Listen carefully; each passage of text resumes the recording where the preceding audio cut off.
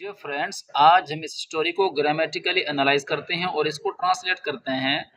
अगर आप इस तरह डेली बेसिस पर कर लेते हैं, बहुत जल्द आपकी इंग्लिश इंप्रूव हो जाएगी और ग्रामर के स्ट्रक्चर्स भी याद हो जाएंगे। ऑनलाइन इंग्लिश विद हसीब में आपका स्वागत है। इस स्टोरी को देखते हैं। Let's get started. The wise rooster, बुद्धिमान मुर्गा। रोस्टर कहते हैं मुर्गे को, अक्लमंद मुर्गा। Once there was a rooster and a dog. एक बार was था a rooster, एक मुर्गा, and a dog, और एक कुत्ता। They were very good friends. वो थे बहुत अच्छे दोस्त।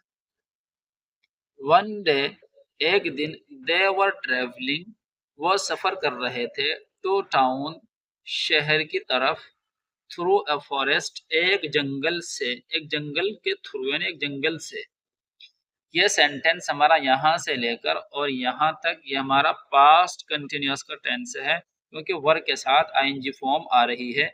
जब भी वाज और वर्ब के साथ आईएनजी फॉर्म आती है, मोस्टली वो पास्ट कंटिन्यूअस टेंस बनता है। नेक्स्ट सेंटेंस देखते हैं। एट नाइट, रात में। दे टुक शेल्टर, उन्होंने टुक ली, शेल्टर पनाह। ऑन ए ट्री, एक पेड़ पर, एक पेड़ पर इन्होंने पनाह ली। टुक टेक की सेकंड फॉर्म है, पास्ट सिंपल सेंटेंस में यूज की गई है। ये भी हमारा यहां से लेकर यहां तक पास्ट सिंपल सेंटेंस है। The rooster perched on the tree, मुर्गा बैठ गया ऑन द ट्री, पेड़ पर। मुर्गा कहां पर बैठ गया? पेड़ पर। ये भी हमारा यहाँ से यहाँ तक सेंटेंस कौन सा है? ये पास्ट सिंपल सेंटेंस है, क्योंकि फर्स्ट ये सेकंड फॉर्म है और पास्ट सिंपल सेंटेंस में सेकंड फॉर्म ही यूज की जाती है। while the dog stayed under the same tree, जबकि, while का मतलब होता है जबकि, the dog कुत्ता, stayed ठहर गया, रुका रहा, रुक गया, under the same tree उसी पेड़ के नीचे। ये भी हमारा पास्ट सिंपल सेंटेंस का टेंस है। स्टेड वर्ब की सेकंड फॉर्म है स्टे की। इन द मॉर्निंग, सुबह में।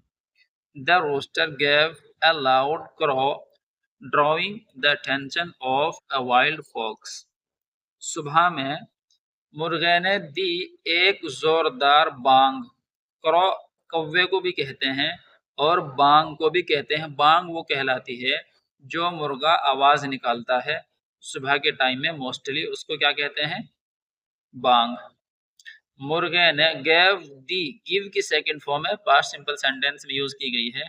दी अलाउड, एक जोरदार बांग, ड्रॉइंग खींचते हुए, द अटेंशन, अटेंशन को, ध्यान को खींचते हुए, ऑफ अ वाइल्ड फॉक्स, एक जंगली लोमड़ी की, यानी कि जंगली लोमड़ी की अटेंशन को अपनी तरफ खींचते हुए उन्होंने जोरदार बांग दी और जंगली लोमड़ी की अटेंशन उनकी तरफ खींच गई।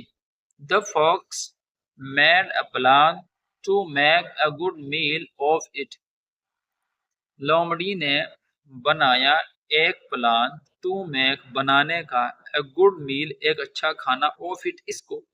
लोमड़ी ने उसको अपना खाना बनाना चाहा। The fox made, make की सेकंड फॉर्म है, पार्ट सिंपल सेंटेंस में यूज हुई है। ए क्या है? इंडेफिनिट आर्टिकल है कि किसी भी एक स्पेसिफिक प्लान की बात नहीं हो रही है। टू मेक क्या है? इन्फिनेटिव वर्ब है। किसी भी वर्ब के फर्स्ट फॉर्म से पहले टू लगाने से इन्फिनेटिव बन जाता है और इसके ट्रांसलेशन में ना आता है, जैसे टू मेक बनाना, टू टीच पढ़ाना, टू सिंग गाना, टू रन दौड़ना, टू वेकअप उठना। इस तरह टू के साथ वर्ब की फर्स्ट फॉर्म लगाने से इन्फिनेटिव वर्ब बन जाता है।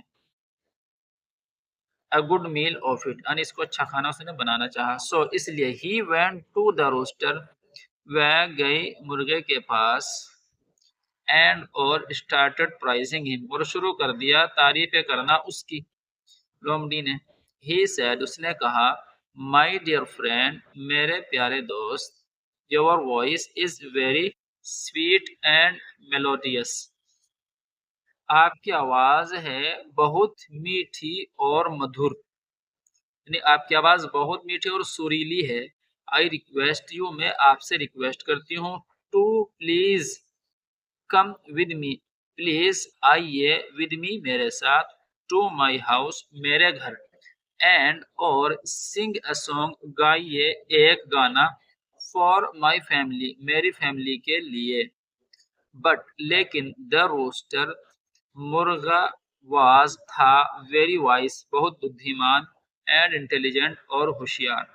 ही सेड उसने कहा, माई फ्रेंड मेरे दोस्त, I will surely come with you, मैं विल श्योरली कम जरूर चलूंगा। श्योरली ये एडवर्ब है, कम को डिस्क्राइब कर रहा है, वर्ब की विशेषता को बता रहा है।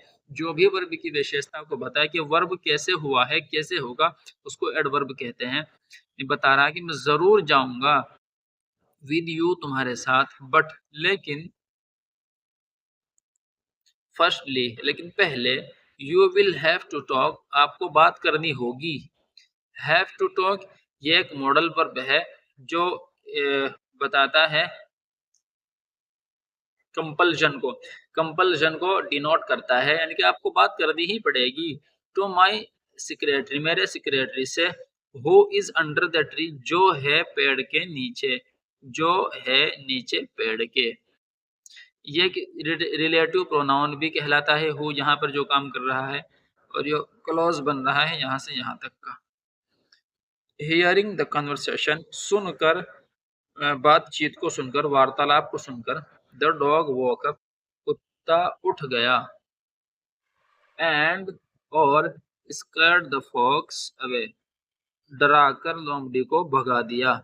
स्कैर्ड अवे एक फ्रेज है, जब भी स्कैर्ड के साथ अवे आता है तो इसका मतलब होता है डराकर भगा देना।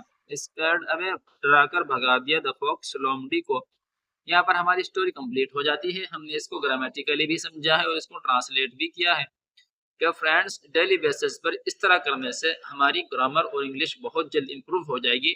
This is the easiest method to learn English. Thank you so much for watching this video. See you in the next video.